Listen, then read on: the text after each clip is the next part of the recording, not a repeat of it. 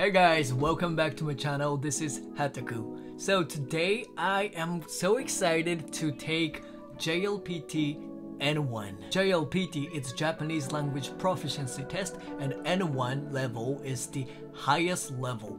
I'm going to take this test online and I will let you know how hard it is and also how useful it is to assess your Japanese language. And probably there are some questions that confuse even me, and let's see if I can get the perfect score on N1 test as a native Japanese speaker. Alright, are you guys ready? Let's jump into it. Hey, so now here's my laptop and then I'm looking at their website of like JLPT. When you pass N1, you can read various things like on even a newspaper and critics and stuff. When it comes to listening skills, according to them, if you pass N1, you can understand some lectures so in Japanese, which is great. So probably N1 level is pretty decent. I think if you pass N1 level, you're pretty good at Japanese, so you can make good conversations with Japanese people, at least in texting, and you can understand what we say. I feel a little bit worried about this test since they don't offer you guys speaking and writing tests. Anyways, I'm going to take N1 test and I will let you know how hard it is. I'm going to answer these questions and wish me luck. I hope I can get the perfect score. これはね、挑んでいる。Yes, man. 私の主張は推測。説明はややこしい。Okay, 複雑だ。Number 3.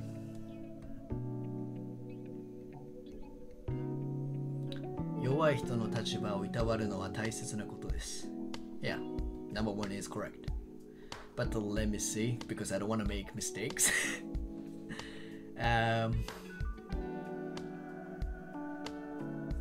Okay, this is a little bit confusing. I think this is a little bit confusing because you need to know like exact definition of this word. The answer is number 1. Yes, I was correct. But this is pretty difficult. This is a little bit confusing even for me. 今更後悔してみたところでしてしまったことには取り付け。Okay, this is easy. ところで休みのたびに片付けようと思いながらも今日こそか休みのたびに片付けようと思いながらも今日こそちょっと待って休みのたびに今日こそ片付けようと思いながらも今日こそ片付けようと Number 1 I think. Okay, it was a little bit confusing because there were 2 verbs, but okay, not that hard. Oh, I need to fill in the blank, right?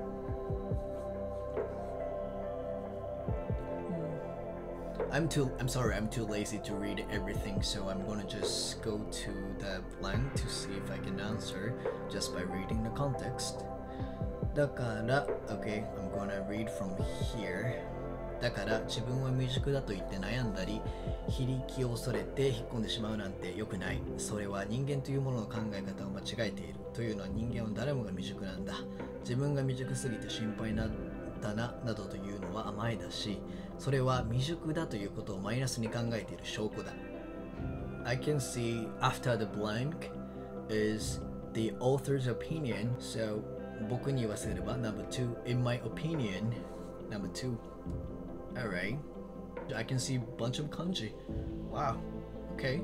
This paragraph seems like one that you can see on newspaper, so JLPT didn't tell us a lie, you know. If you can read this, then of course you can read the newspaper. Let's read this together. 音楽や美術、彫刻などのアートは芸術 can be read art. Great, I love this. 聞く人、見る人の批評によって育てられる。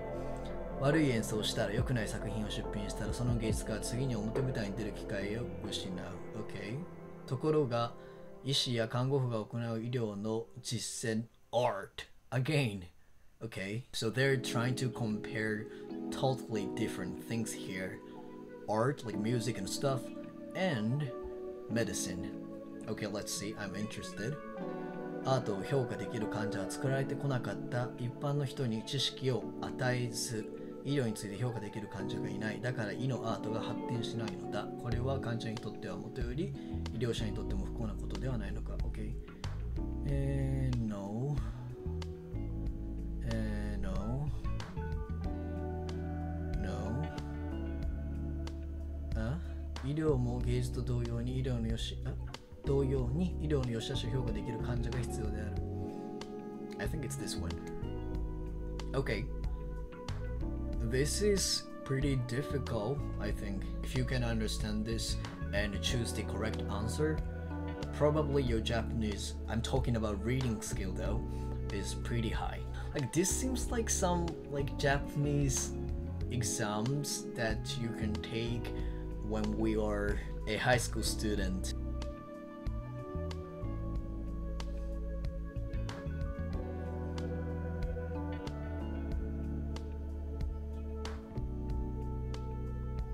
Okay. Yeah, number 4. Okay. I'm gonna read this. Maybe you can see like how fast I read. This time I'm gonna read the entire paragraph to answer this question. I think it's necessary. And then you can see like how fast I read. I personally think that like I can read fairly fast even for Japanese. Probably some of you guys are interested in that. So let's see. I'm gonna just scroll down here. Okay. Let's go.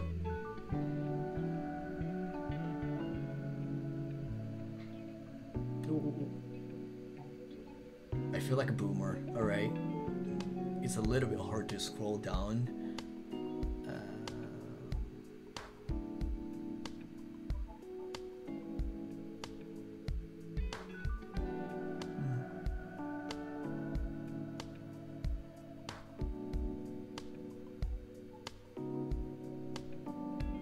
Okay,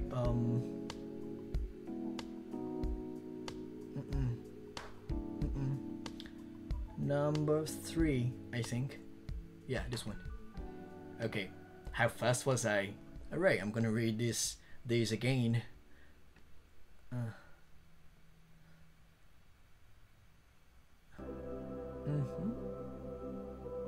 Okay.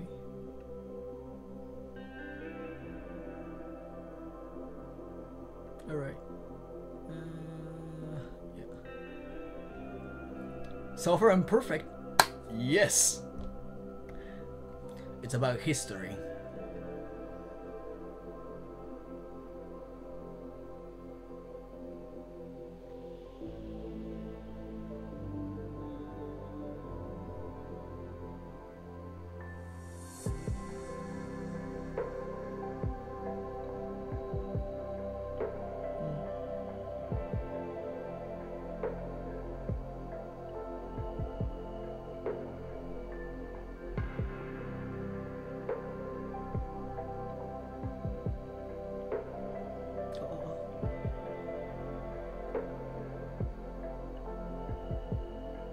Okay.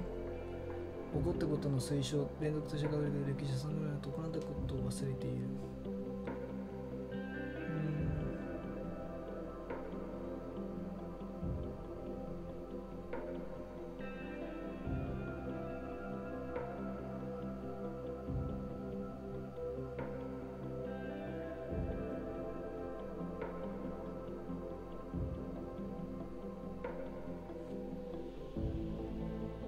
Yeah. Okay, so it took a bit longer for me because those choices were a little bit confusing. This one was the last second reading question, so maybe this is one of the hardest thing to answer. Okay. What is this? 次はある大学で留学生が応募できる奨学金のリストやる下の問いに答えなさいと。インドネシア出身で、農学部2年生の男子学生アリ君が応募できる奨学金はいくつあるか。Okay, so I'm gonna answer. Alright. How old is he? 12? No, 20 農学部, so major in agriculture, and he is in his second year from Indonesia. Okay, great. So he's not 大学院生 学部. So from here, because above they are about graduate school, but he's a undergraduate school student, so below from here is his, but you gotta be the first in your first year, so not this one from Canada and America, so he's not, and he majors in agriculture, so none of them here. And Asia, from Asia, yes he is 学部1年2年3年生, yes he is. Okay, he can apply this one. From Malaysia, no. 35歳未満, yes, he's under 35, so yes, this one and this one. So now there's only 2 that he can apply for, and 学部1年2年1, okay, this one as well, so 3. All right, and let's go back, and so the answer is 2, so I was correct. So I got perfect so far. So listening test 1 2 3 4 5, so 5 more to go.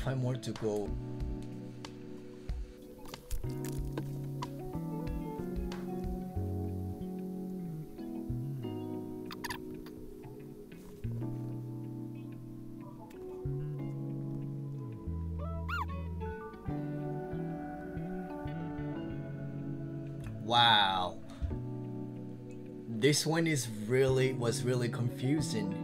I mean, I know the answer is number 3, but the reason why I'm saying like this is really confusing is like, so there's 4 choices here, and they were talking about why the professor got upset, and then they were talking, and in the conversation that they just had, they mentioned everything. They mentioned every single choice that you can see here. So it's really mean. But the answer is number 3. All right, 3 more to go. 3 more.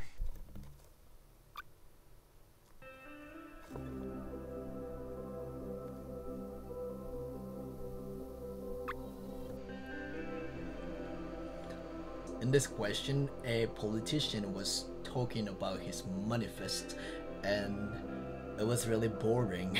It was just boring, but I have to say this question was not that confusing compared to the previous one. But for this question, you are required to have a variety of vocabs, so that's the hardest part for this question. Okay, number 3. For this question, the vocabs were alright, like that was just daily conversation. Compared to other questions, they speak more like naturally. The speed that they spoke in this question was pretty natural. It wasn't slow for beginners, no.